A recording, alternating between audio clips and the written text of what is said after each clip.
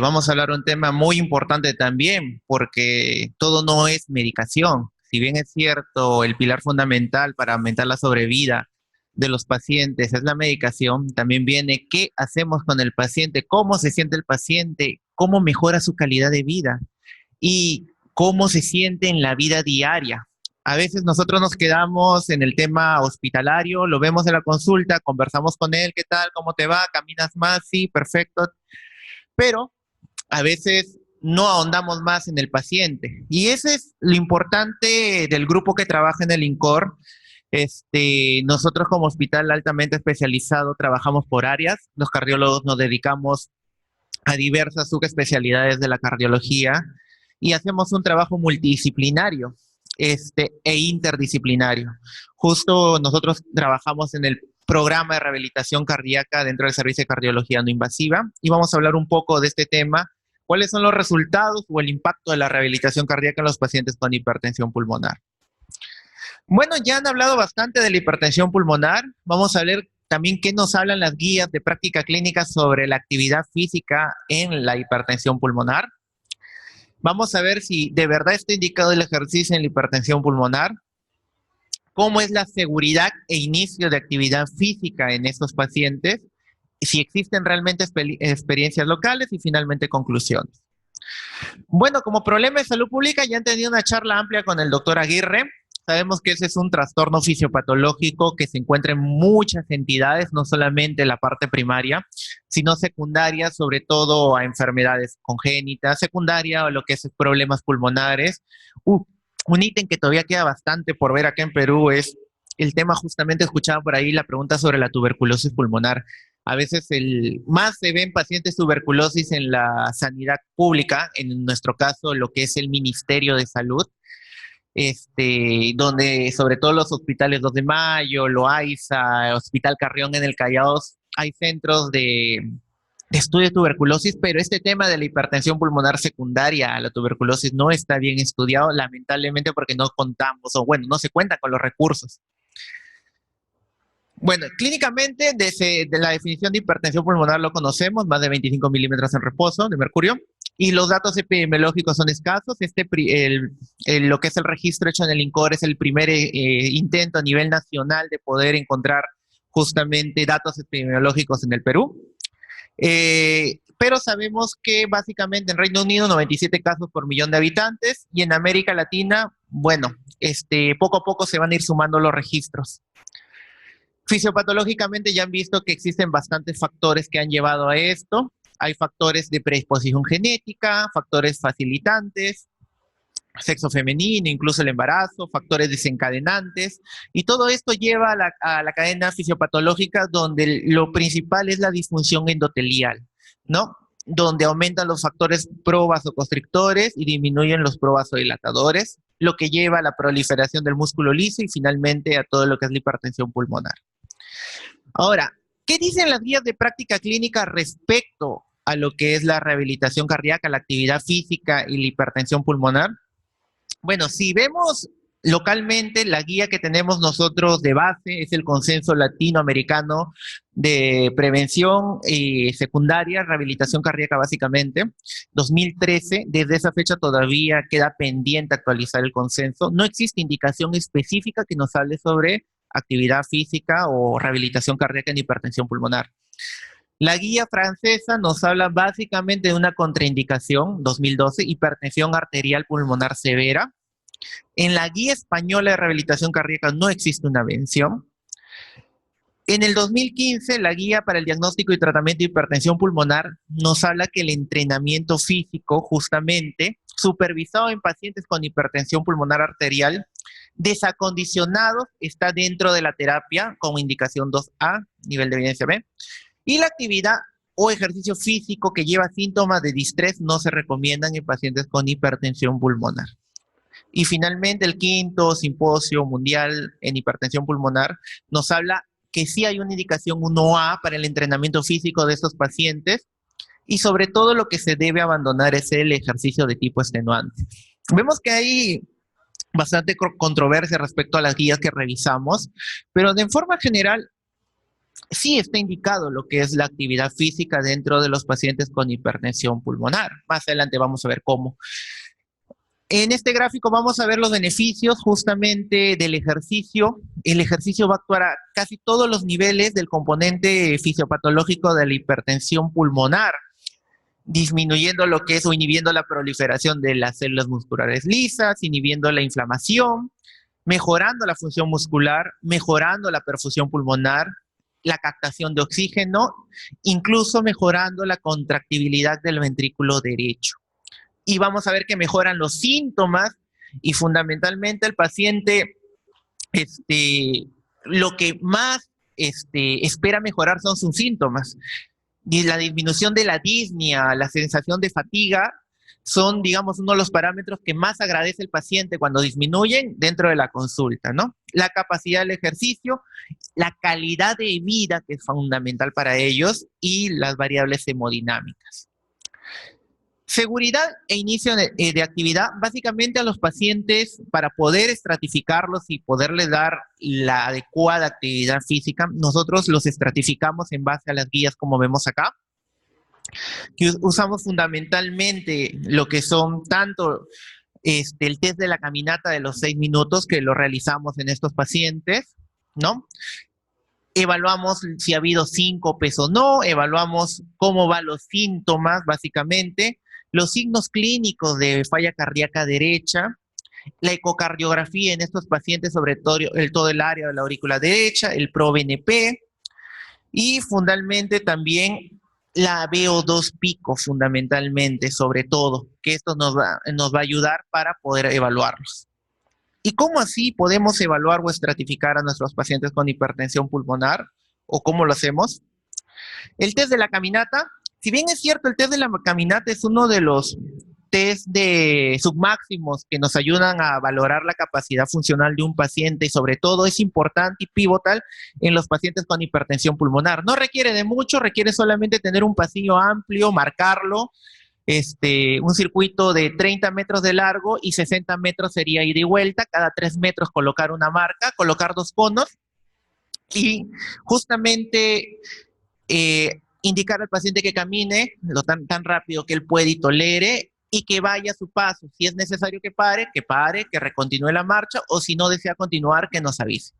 Es algo que podemos realizar en nuestros hospitales, digamos, no hay ninguna condición especial para no realizarlo, sobre todo hay que tener solamente las herramientas, hacerlo cerca de una emergencia si no tenemos un coche de paro, tener el oxígeno suplementario, entre otras cosas. Normalmente acá nosotros usamos valores absolutos más que porcentajes del predicho, ya que justamente la estratificación, como vemos, requiere bastante de los valores absolutos de los metros caminados.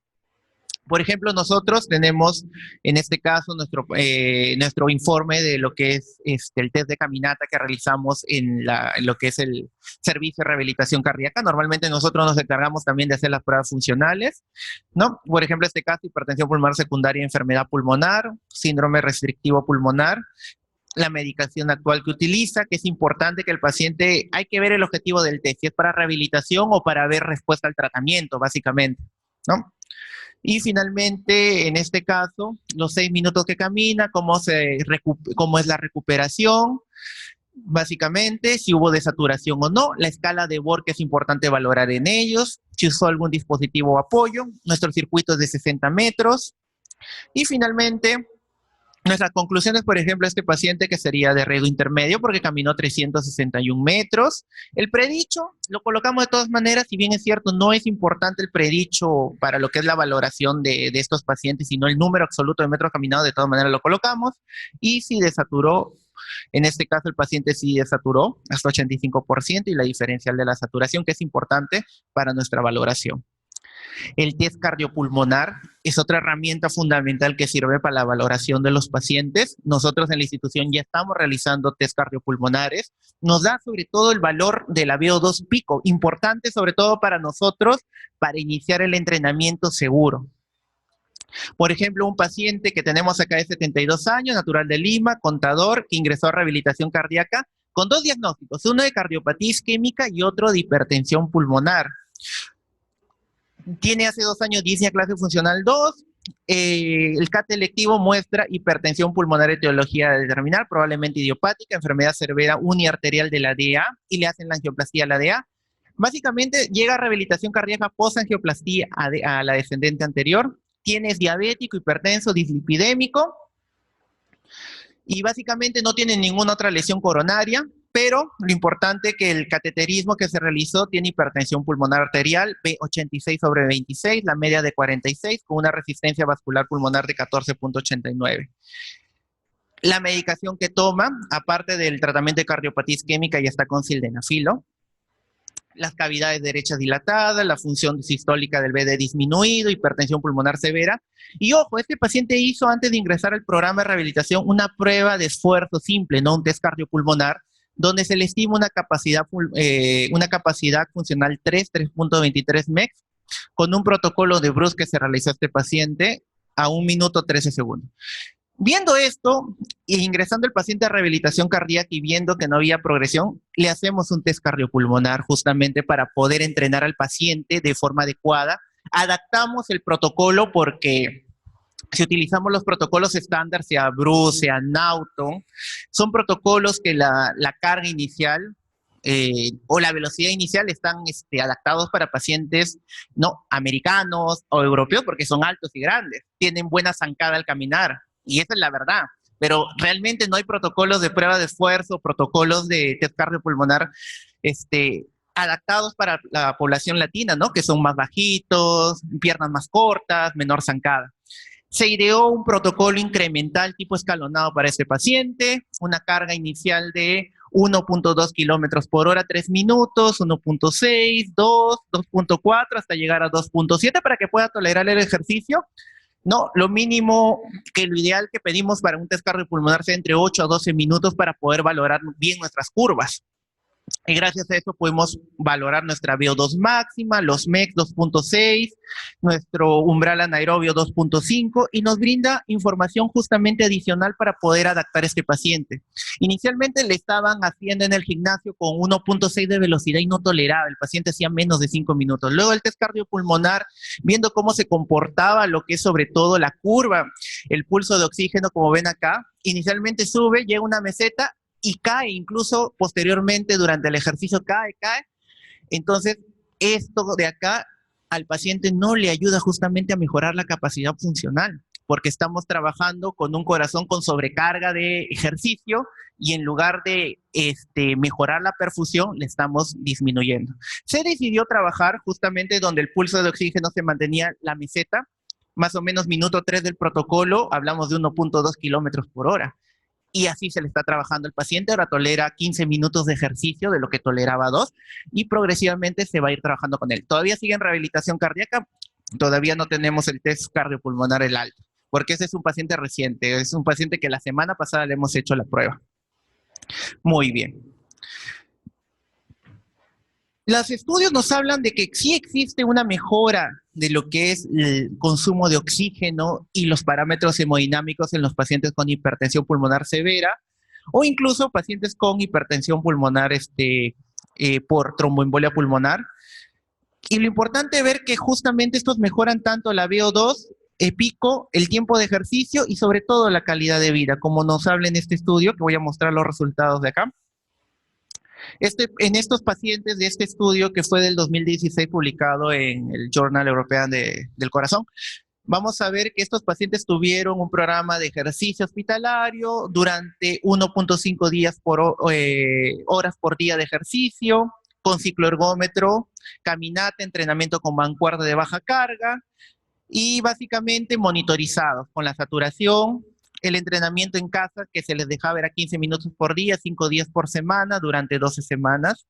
Y en estos pacientes vamos a ver que la VO2 inicial versus la VO2 luego del entrenamiento o con entrenamiento versus el control mejoró significativamente. Vamos a ver que lo que es el cambio en la presión arterial pulmonar disminuyó significativamente. Vamos a ver que la resistencia vascular pulmonar cambió. Vamos a ver también que cambió el gasto cardíaco, mejoró. Y vamos a ver también que cambió el índice cardíaco en mejora. Y otra cosa importante también que vamos a ver que los que entrenaron, hicieron el programa de rehabilitación cardíaca, mejoraron lo que son su calidad de vida, tanto en la esfera de función física, rol físico, salud general se sentían mejor, vitalidad, funcionabilidad social, entre otros, ¿no?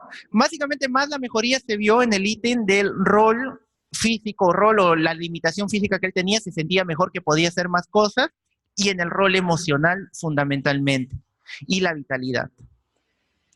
¿Qué experiencia tenemos en el INCOR viendo estos estudios? Vamos a presentar dos casitos para ver.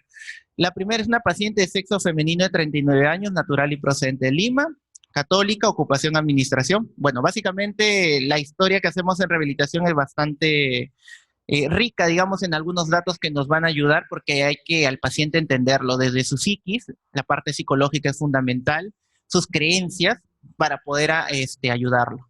Bueno, su diagnóstico, hipertensión pulmonar, aparte de eso, tiene hipertensión arterial, ha tenido hepatitis autoinmune, usar prednisona, azatropina, medicación cardiovascular, espironolactona, sildenafil e irbesartán. Vamos a ver que por ecocardiograma tiene la hipertensión pulmonar, tiene también cateterismo, porque todos los pacientes ya llegan estudiados. Pero básicamente acá pongo los datos más importantes. Vamos a ver que la presión media estimada por el ecocardio es 50, tiene una función del BD 26% la fracción de acortamiento, con una FEBI conservada y más de 3 unidades WUC de resistencia vascular pulmonar. Este paciente justamente ingresó el año pasado, fue evaluado con un test ergométrico, con una prueba de esfuerzo, protocolo de Naughton, y se estimó una capacidad funcional 3, con una VO2 estimada. Acá no estamos hablando del test cardiopulmonar y VO2 pico directo, sino una estimada de 13.28, clase funcional 3. Desaturó el pico hasta 72, recuperando antes de él minuto el 100%. Este paciente ingresa, se hace su evaluación nutricional, peso 79 kilos, talla 1,60, IMC 31, peso ajustado 75, perímetro abdominal de 99.5 y porcentaje de grasa 40.8. La fuerza inicial medida por dinamometría que le hacemos a los pacientes fue de 14. Hizo 22 sesiones en nuestro gimnasio de rehabilitación cardíaca, ejercicios aeróbicos con cargas de velocidad en faja ergométrica de 2.7 kilómetros por hora, 5 minutos, y cicloergómetro de 30 a 35 watts, 5 minutos, progresando paulatinamente hasta el final, que llega a una velocidad de 3.5 kilómetros por hora, y 15 minutos de ejercicio con una escala de Borg de 10, o sea, una sensación de agotamiento ligero, ¿no? La oximetría de pulso se dio durante las sesiones, no desaturaba, y finalmente se la reevalúa con prueba de esfuerzo, y eso es lo que también hay que tener en cuenta. Si vamos a evaluar pacientes, las respuestas hay que evaluar con lo mismo. Si hacemos test de caminata al inicio, test de caminata al final. Si hacemos prueba de esfuerzo al inicio, prueba de esfuerzo al final. Si hacemos test cardiopulmonar de inicio, que se hacen pacientes selectos, hacemos test cardiopulmonar al final también para ver cómo han mejorado. Bueno, vemos acá que le cambiaron el protocolo, hicieron ya un BRUCE, donde la capacidad funcional estimada, idealmente, siempre hay que repetir el mismo protocolo también. Esa es otra cosa importante. Pero según el colega que hizo la prueba, la capacidad estimada fue 2, con 5.57 MEX y una VO2 pico de 19.5. Una dinamometría final de 18, mejoró la paciente. Nutricionalmente, si bien es cierto, no mejoró mucho. Vamos a ver que en la calidad de vida que nosotros valoramos a través del QLMI2, y esto es importante, si van a valorar calidad de vida, tienen que saber escoger su test, y el que vayan a escoger tienen que usarlo en todos sus pacientes. Por ejemplo, nosotros por consenso utilizamos el QLMI2 para todos los pacientes que entran a rehabilitación cardíaca. Vamos a ver que al ingreso, en la escala emocional, físico y social, que miden este test con las diversas preguntas que tiene, el puntaje final mejoró y el puntaje total mejoró de 153 a 168, lo que habla de una mejoría de la calidad de vida global significativa. Un segundo caso, una paciente de 38 años, natural de Iquitos y procedente de Lima, que es hipertensión pulmonar e insuficiencia tricuspidia severa sin factores de riesgos. Tiene ya más de un año de tratamiento. Trabajaba en altura, uno de los pacientes de altura, presentó síncope en febrero del 2018, nivel hemoptisis, llega a nosotros para rehabilitación cardíaca. Inicialmente ya se valoró con la prueba de la caminata, el test de la caminata, 363 metros, un riesgo intermedio de la paciente. Vamos a ver que la fracción de acortamiento es similar a la de la paciente anterior, 26%, ¿no? Con resistencia vascular y presión sistólica arteria pulmonar aumentada, ¿no? Y la función del el ventrículo izquierdo, 72%. Igual hace el programa de rehabilitación cardíaca, pasa lo que es la evaluación nutricional, psicológica, se valora lo que es la fuerza inicial, en este caso 20 kilogramos. Realiza en este caso la paciente 16 sesiones, además de los ejercicios. A veces cuando el paciente no puede ir todo, nosotros tenemos nuestro programa que es 3 veces por semana. Si no puede ir el paciente al gimnasio propiamente dicho, nosotros indicamos actividad física a través de caminatas que controlamos justamente en el gimnasio por la enfermera especialista en rehabilitación y justamente la que se encarga de la parte educativa. Sesiones efectivas como tales en el gimnasio hizo 16, pero cumplió con todas las caminatas durante los 2 meses. Entonces, y vamos a ver que hizo también ejercicio de brazos, de pierna con supervisión de 500 gramos, y finalmente inició con 3 kilómetros por hora, 10 minutos y mejoró al final a 4.2 kilómetros por hora con 10%, 15 minutos con una escala de Bohr que máximo llegó a 12. Bicicleta 3 de resistencia, 45-50 watts. Pero como medimos eso en el test de caminata, vamos a ver que mejoró la distancia caminada de 368 a 408 metros. Es una mejora significativa. Mejoró la fuerza final también. Nutricionalmente, en este caso, esta paciente también mejoró, bajó un poco lo que es la cintura, cumplió el régimen prescrito.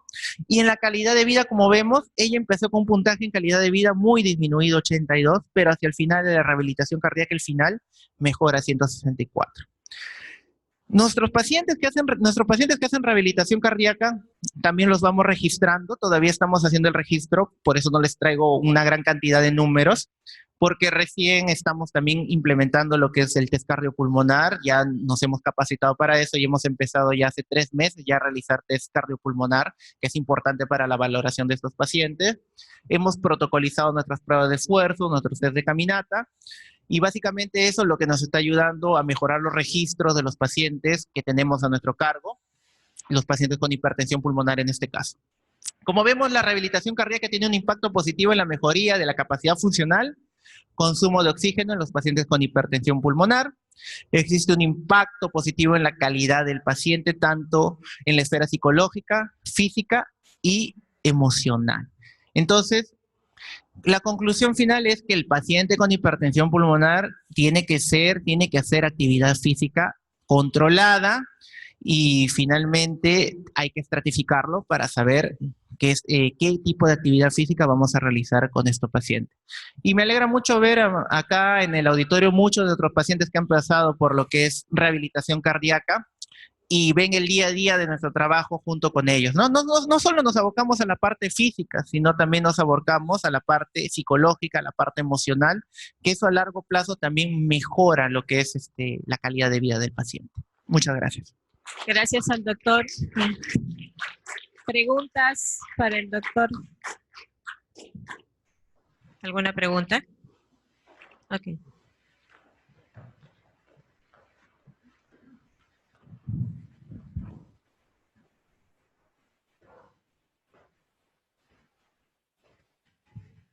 Buenos días. Mi pregunta es sobre la actividad física. ¿También lo dan en niños? Porque, bueno, mi hija no le han hecho ese. Ahorita nosotros en el programa de rehabilitación cardíaca básicamente estamos trabajando con adultos y bueno, y niños grandes, o sea, 13, 14, 15 años, ¿no? Básicamente, todavía no tenemos experiencia en niños, pero sería ideal, eso ya va a depender mucho del grupo de cardiopediatría, porque ahí necesitamos especialistas en cardiología pediátrica para que inicien lo que es la rehabilitación cardíaca en este grupo de pacientes. Marco, tremenda presentación y el trabajo que estás haciendo es formidable, así que te felicito. En Estados Unidos nosotros utilizamos rehabilitación pulmonar, que el componente que en diferencia es que nosotros también nos enfocamos en ayudar a que el paciente desarrolle estamina respiratoria. En otras palabras, también un enfoque en los músculos respiratorios, así como en músculos de movimiento. Y es importante porque, como tú bien dices, no importa los medicamentos que nosotros le demos a los pacientes, una de las cosas que vemos bien claras es que el paciente de hipertensión pulmonar está decondicionado. Como tú bien has apuntado, estos son pacientes que llevan ya tiempo sintiéndose fatigados, y se sientan y dejan de ejercitar. Entonces, lo que estamos viendo es que estos pacientes les hacemos cateterismo, los diagnosticamos, les empezamos los medicamentos y muchos de los pacientes me dicen, yo no me siento mejor. Les toma 3, 6 meses en lo que dicen, ahora estoy funcionando, pero lo que es importante es que a esos pacientes nosotros los enviamos directamente a rehabilitación, porque sin ese componente que tú les estás ofreciendo, el paciente no va a obtener esa mejora inmediata. Así que yo te digo honestamente, ¿sabes? Lo que tú estás insistiendo es bien importante para todos los pacientes. Yo creo que la rehabilitación es algo que debe ser parte del régimen inicial de los pacientes, porque eso en combinación con los medicamentos es sumamente importante en términos de mejorarles la calidad de vida y aumentarle la respuesta médica. Te voy a ser honesto, uno de los problemas que tenemos en Estados Unidos es que no todas las aseguranzas nos cubren la rehabilitación pulmonar. Por ende, lo que terminamos haciendo es los enviamos a rehabilitación cardíaca, porque eso usualmente los cubre debido a que muchos de los pacientes en Estados Unidos tienen problemas cardíacos. Y honestamente yo veo que hay una diferencia enorme. Así que lo digo porque quiero reforzar lo importante de la intervención que tú le estás ofreciendo a los pacientes. Así que, no, te felicito, muy buen trabajo. Claro, es que justamente en el programa de rehabilitación cardíaca es como que adopta al paciente y le hace un seguimiento, o sea, casi no todos los días nos vemos, porque todos los días estamos ahí en el gimnasio, si no es en el gimnasio de la consulta, y el paciente tiene esa confianza de acercarte y decir, doctor, ya hace unos días que siento que me estoy fatigando más o he tenido un presíncope, y a veces hasta que llega a la consulta con su médico tratante, que es el médico de la unidad de falla, puede pasar un mes.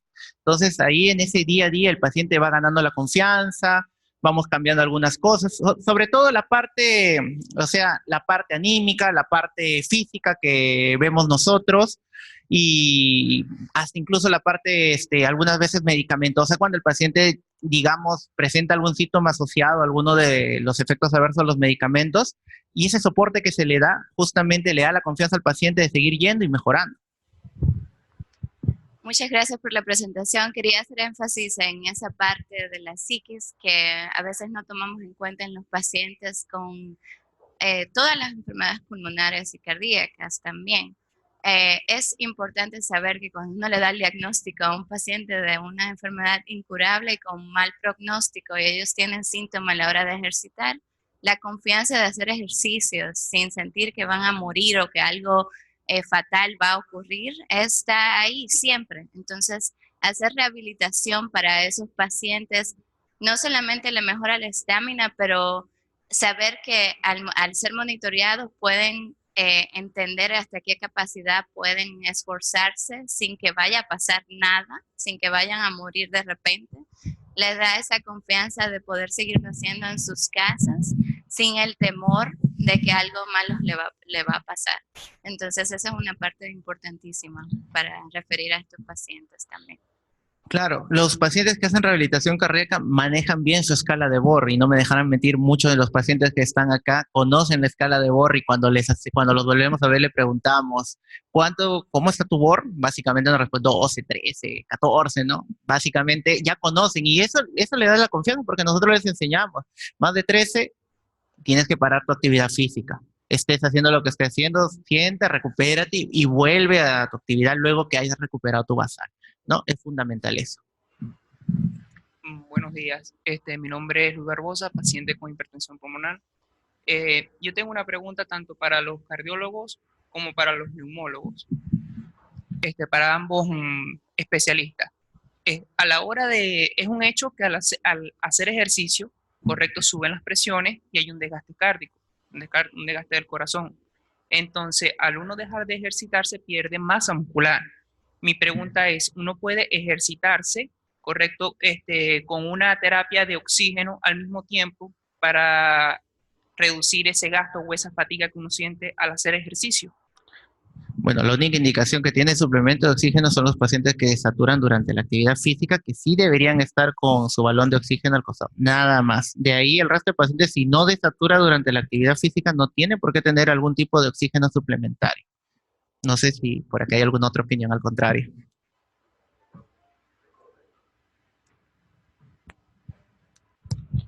Gracias, doctor. No fue.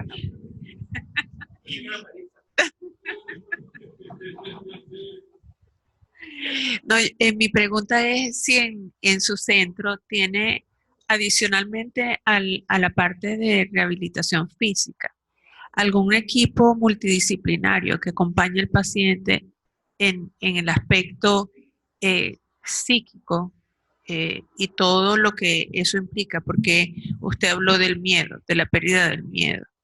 Quizás un paciente puede perder el miedo a hacer un poco más de ejercicio, pero el miedo a la certeza del diagnóstico, ¿cómo se maneja?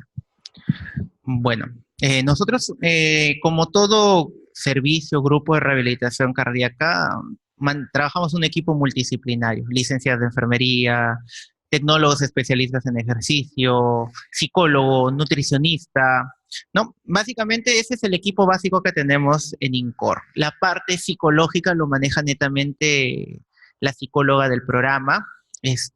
No solamente ve tanto la esfera psicológica del paciente, sino también hace intervención a la familia, porque la familia es el soporte que tiene que dar a ese paciente y es fundamental que la familia conozca la enfermedad del paciente y conozca cómo darle el apoyo a este paciente.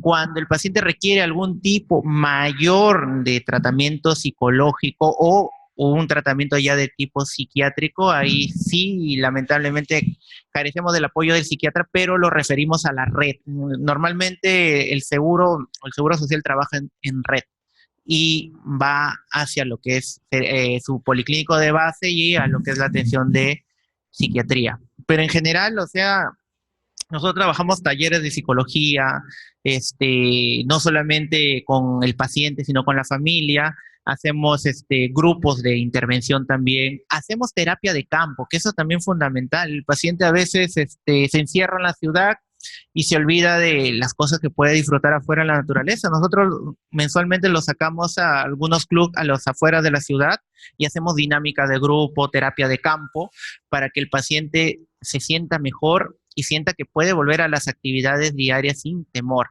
Claro que llevamos todo nuestro equipo de coche de paro, desfibriladores, todo por si las dudas, pero en la mayor parte de los casos es seguro hacer lo que es la terapia de campo. Este es un comentario más bien para los pacientes que han estado aquí, porque me han hecho varias preguntas sobre la misma pregunta, sobre con el oxígeno me siento mejor. Y el único beneficio que se ha demostrado es cuando hay desaturación. Sin embargo, se sabe que las personas que tienen percepción de falta de aire, cuando utilizan oxígeno o hasta cuando se pone un abanico en la cara y el viento sopla, van a sentir una mejoría en la falta de aire y es por el sistema de inervación en la cara y cómo funciona eso a nivel central. Entonces, esa percepción de que se necesita oxígeno, sí se siente mejor. Todo el mundo en el hospital cuando le ponen oxígeno, sí se siente mejor, pero no necesariamente se necesita. Y por eso tenemos pacientes con enfermedades pulmonares crónicas que piden un abanico pequeño a la hora de estar en el hospital para soplar en la cara, para estimular esos receptores que te hacen pensar que estás menos falta de aire, pero no realmente porque necesitas el oxígeno, sino más bien porque es el mecanismo de sentir el viento en la cara, de estimular esos receptores.